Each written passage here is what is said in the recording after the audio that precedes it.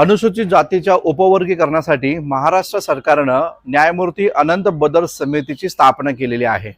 या अनंत बदर समितीनं आता जो अहवाल सादर केला तो अहवाल सार्वजनिकरित्या कुठेच कोणत्याही पटलावर आलेला नाहीये। तरी देखील महाराष्ट्र सरकारनं या अनंत बदर समितीसाठी जे काही हरकती घ्यायच्या आहेत तर त्या हरकती महाराष्ट्रातल्या जनतेकडनं मागवलेल्या आहेत। 5 दिवसांची मुदत त्यासाठी या ठिकाणी दिलेली आहे।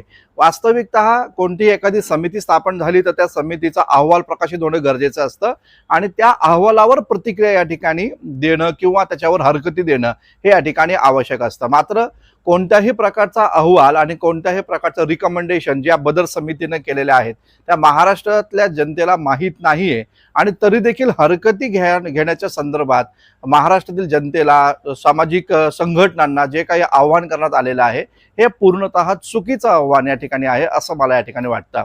दुसरा महत्त्वाचा मुद्दा, महाराष्ट्र सरकारनं या सगळ्या संदर्भामध्ये अत्यंत घाईचा निर्णय हा घेतलेला आहे, कारण उपवर्गीकरणाच्या संदर्भामध्ये कोणताही इम्पेरियल डेटा या ठिकाणी आपल्याकडे उपलब्ध नाहीये।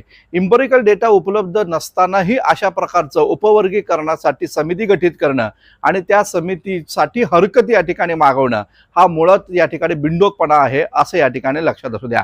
लक्षात घ्या, यातून असं दिसते आपल्याला मागे पडलेल्या जातींना आरक्षणाच्या माध्यमातून लाभ उपलब्ध करून देण्यापेक्षा महाराष्ट्र सरकारला महाराष्ट्रात पुढे गेलेल्या अनुसूचित जातीतील अर्थातच नवबौद्ध यांनी जी काही प्रगती साधलेली आहे आरक्षणातून तर ती आरक्षणातून साधलेली प्रगती कुठेतरी रोखणं आणि त्यांना या ठिकाणी पायबंद घालण्याचा प्रकार इथे या ठिकाणी उपवर्गीकरणातून करताना ते या ठिकाणी दिसत आहे। वास्तविकतः महाराष्ट्रामध्ये फुले शाहू आंबेडकरांचा एक मोठा वारसा या बौद्ध लोकांना नवबौद्ध समाजाला या ठिकाणी लाभलेला आहे आणि या लोकांनी वैदिक धर्म व्यवस्था नाकारलेली आहे। या लोकांनी अनेक वर्षांपासून या ठिकाणी अंधश्रद्धा कर्मकांड यांना नाकारून फुले शाहू आंबेडकरांनी सांगितल्याप्रमाणे शिक्षण आणि त्या शिक्षणातून या ठिकाणी आपली प्रगती करण्याचा मार्ग या ठिकाणी अवलंबला। लक्षात घ्या, या माध्यमातून या ठिकाणी हे लोक या ठिकाणी शिक्षण घेतलं आणि त्यानंतर त्यांनी प्रगती या ठिकाणी आपली साधली।